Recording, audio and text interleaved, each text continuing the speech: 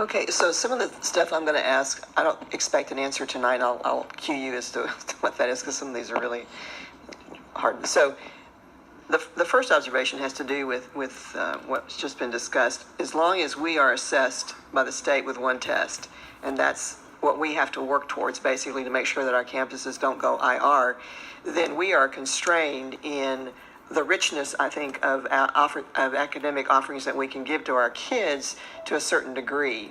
So nobody disputes that learning 2 languages or 3 languages is extremely important to cognitive development of children.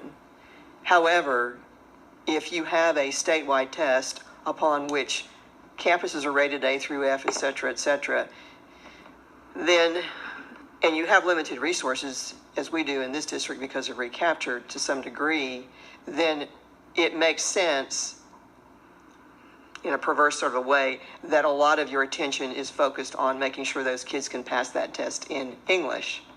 So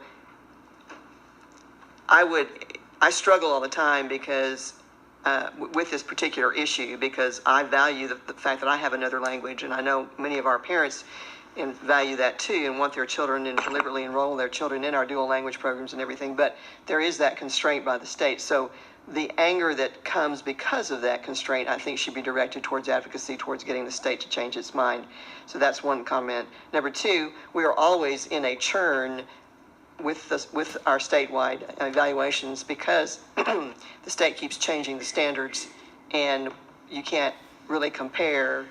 It's always apples to oranges and that kind of thing. So that's another frustration. Once again, if anybody's feeling that frustration or anger, then channel that anger and that energy into some advocacy regarding the people who make these decisions.